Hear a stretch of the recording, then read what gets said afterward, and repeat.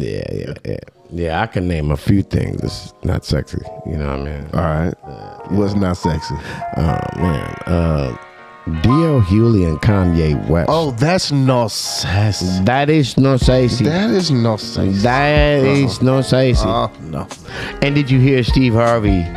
He chimed in. I heard him. Yeah, I don't think that's chimed sexy in. either. He chimed in a very Negro spiritual sort of way, you know. I got his back, way back. I mean, Like, type of thing. he said, D.L. Hugley will kick your ass. Yeah. Man. Yeah, he said he'd give you an old, paraphrasing, like an old school whooping. Like, I have no idea. Now, I just not saw the thumbprint yeah. and kept scrolling. Yeah. Now, see me, I was nosy. I looked. I hit play. And I was like, okay, he says, like, I guess he's from a different era. And I'm like, a little bit. Kanye is in his 40s, right? I think they both from the whooping ass era. Yeah, I think they're both from that. I think they're both from that. And I've never seen D.L. Hugley, on tape whooping nobody's ass. You know what I mean? But I have seen Kanye on tape going at it. Going at it. Going at it. You know, I see it. I'm telling y'all, this is like TMZ archives. Okay. Kanye West leaving a club, getting into it with three guys, handling all three of them with the right uppercut and the left hook. Ooh. You know what I mean? You know what I'm saying? I was yeah. I mean, I was impressed. I'm telling you, I was impressed. I was proud. That's my homie. You know what I mean? So I'm gonna tell you what I think. Honestly, I'm in my 40s. They older than me. I don't want to fight nobody, man. You know how much fighting hurts. First of all, you know how much fighting hurts. First of all, let me just tell you a secret. Let me just tell you a secret about show business. Okay. That most people may not know. Okay. Okay. Here it goes. All right. Millionaires hate getting hit in the face. No punch face. How about it? I mean, it's just when you're a millionaire, it's not really cool. Yeah. Getting hit in the face. The concept of having extra pain in your life. Yeah. It sounds good, but it's no sexy. That is no sexy. No sexy. That is no sexy. No sexy. It's no sexy. It's no sexy. No sexy. Yeah, man. They could get together and do like some type of phenomenal show, comedy and Kanye. First of all, I don't even know how that even came to be. Can you tell me how that even started? Like that whole thing. Okay, it started. Well, it matters how honest we're going to be about it. It started a long time ago. It started when Kanye wore the "Make America Great" hat, and when he said slavery. Because when he did that, DL started having disparaging things to say about Kanye West. Okay. He said he was irredeemable. You can't F with him. He said, I can't fuck with people like Candace Owens, Kanye West, and some other people. I'm paraphrasing. So when people look at the current context, right, they're forgetting that DL been hitting him in the teeth. I mean, I didn't even really look at that whole correlation. Most people don't, but I be looking. But I mean, it does make sense. DL, he does come at it from a very liberal standpoint, and I get that. Kanye with his conservative affections, if that's what you want to call it. Yeah. First of all, y'all, let me just tell you, I have no political affiliation. I'm one of those people that piss people off in the ballot box. Yeah. I'm zigzagging, baby. You zigzag all over the place. Yeah, when the world zigs, I zag. I never follow trends or fads. You understand me? Yeah. Even in the ballot box. So you know what I mean. So I don't lean to any side, but it's clear on which side of the partisan rope these guys are coming at it from. Yeah, it is very clear. Yeah. It's very These clear. two guys Very have clear. a clear line. Yeah, and I just wanted to, you know, I mean, you know, you can break it down to, you know, just the common denominator of just banging red and blue. You know what I'm saying? You know what I'm saying? Yeah. That's what it looked like to me. Just banging. That's what it looked like to me. Yeah. That's what it looked like to me. But hey, you know what? But it does suck that these two very talented individuals, these two black men who I think deep down inside care about other black people, probably would care about each other if they got the words out of the way. Right. Let politics and comments, because DL Hugley went on Vlad. And Vlad always is going to ask a question that's going to make you answer about somebody else's business. So is it true that Kanye said something about the way DL dresses? Yeah, and DL says something about his boots. I mean, there's a lot of entertainment value in it, to be honest with you, but I just, you know. And the funny thing about it is that when you think D.L. Hughley, you don't automatically think of how he dresses or how he presents himself, you know, as far as fashion is concerned. But D.L.'s never made anybody mad. You know what I mean? What you know, I've always dug his hats. His hats are fly. Yeah, I've always dug. DL wears fly hats.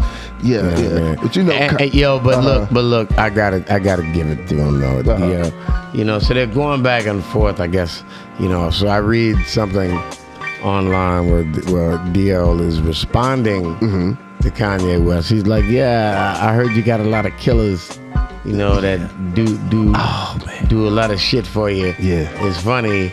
As ironic, no one will pass you your meds. Wow, yeah. What? He said no one will pass you your meds. Well, DL cut, but I don't know if he did that before or after Kanye gave out his address. Yeah. You know what I'm saying? Kanye gave out DL's address? Yeah, something to where he lived. Yeah. You know what I'm saying? Yeah, I don't know if he just gave the city or the address. What type of rock am I underneath to not know that? We gonna have to look into that. Well, it's getting petty confetti, but I do believe DL. I believe deep down, Ye really did that though. Yeah. I think Ye got tired of DL because DL been punching him in the mouth hard. Right. I don't mean just jokes. Right. Oh, okay. You know, when he's talking about him, it's with like veracity. Like I don't fuck with him. Like over the line. Based on what but it's all politically driven. Okay. You see what I mean? Right. And so, but you know that Kanye does pay attention to that, and it's his passion. He's even bringing his Christianity to it. He said he's lying to people. He's fooling people with Christian. He said something, when music didn't sell, he started selling niggas Christianity, selling niggas Jesus. Now, how does that feel to somebody who really is trying to dedicate their life to Jesus? Right. You see what I'm saying? So we live in a world that's very right now. How's that feel? Feels like you bang back in the name of the Lord. I think that's what Kanye I think that's what he's doing. I think that's what he's doing. And you know, he's calling him a stalker because Kanye is you know, going back and forth with Kim Kardashian. Kanye got mad because his daughter is on TikTok and she's singing a song about being in love with an emo girl. I guess it's some popular song. And I actually looked at a little piece of the video, and it's a girl that likes a girl. Now, think about this. He's a religious guy. Okay. Right? And his daughter is on TikTok singing a song about a girl liking a girl. I could see how that. Can you see why he would want that wouldn't go over well? So he wants his kid off of TikTok, right? And so that's where a lot of some of this stuff is coming. And so that's my thing. It's like they're not taking a nuanced stance or thing at it. Right. They're just, I think it's just, if you don't like Kanye, when he does something, it's real easy for them to just jump off the porch on him. You know what I'm saying? Yeah, I noticed that. It's a quick trigger whenever it comes to him. Very, very quick trigger. Quick trigger. A lot of it is because the politics. That 4 years did a lot of division. Yeah. It changed a lot of people. Well, you know, a lot of, you know, when you talk about the narrative, a lot of the narrative, as we refer to it, is formed like clay. You know, the narrative is molded. The narrative is molded by you know, things that happen, certain incidences. You know, Kanye never said that he was a Republican. What I heard him say is that he's no longer on the Democratic plantation. Well, that's a problem if you're a Democrat. And that's kind of how I heard that. I listened close. I never heard him say that. But you know, this whole partisan Washington gang banging, you know what I mean? Blood, what's up, cuz? Like it. Red I and mean, blue. yeah. This whole ideology that we're more American than you. You know, we have the vision for this country that you do not. My path to knowledge is more correct than yours. Yeah. I think a lot of times that we don't even realize that, you know, in trying to run from that kind of cancer, we still end up perpetuating that cancer. Yeah. You know what I mean? Just that whole idea that, you know, disagreeing is simply not enough. Yeah. It's not enough to simply disagree. I have to stomp out your ideology. Yeah. Well, he like Trump. It goes beyond ideology. Yeah. I have to pay millions and millions of dollars so that I can tell people exactly what to think. Yeah. And who to like. You know what's ironic? As much as people dislike Kanye for supporting Donald Trump or liking Donald Trump or calling him a Republican, in the midst of all of that stuff happening, he gave money to a Democrat who was running for a particular office to get out of debt to be able to run. To the tune, I'm not positive of the numbers, but it was $100,000 or more. Right. Something that this guy who supposedly hates these people. So it's what people know. But sometimes it's what they don't know is what they should know. Right. Because that brings a little bit of balance to it. And it was a black woman. Right. That's right. Right now, because they saying he hate women. You see what I'm saying? So it just surprises me sometimes the things that go under the radar because he's a huge megastar. How you miss that? Yeah. I mean, that's really something to think about. I mean, when you tear it apart. Yeah, like think about it. When somebody sits down and thinks about all of it, the man goes to Africa and gives out like thousands and thousands of pairs of shoes. Right. But at the same time, I will not give credence to the idea that he's not in control of his own narrative. That he is not in control of his own narrative? Right. Because he is. I think he is. Yeah, ultimately. Yeah, he knows when well, I don't know if he knows when and how he's doing things. I don't know how it comes out. Right. But I do think that he is cognizant of what people perceive him as. I agree. I think he's cognizant of it. And I think that he's comfortable in his skin, even when it seems like he's not. Right. You know, I think he thinks forward about things. Now, I'll be honest, I don't agree with all of his tactics and everything that he's doing. I don't agree with anybody.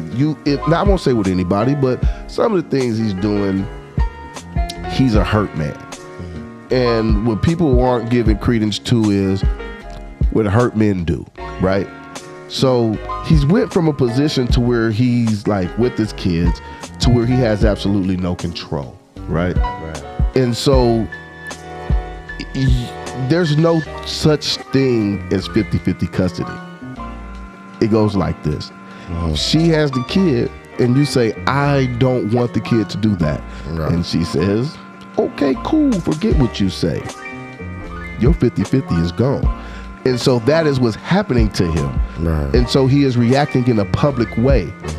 But he's reacting to another public figure who came up in a public way. But they're making him look like he is performing a Teddy Pendergrass concert, man. Yeah. You got what I need. What I need. Nah. But I do, but that's the part that I say I don't agree with him on, because you do see that. Like, he's a hurt man and he's doing it publicly. And one week he's cussing her out, the next week he's sending her a truck full of flowers. You see? We'll be back with more after this.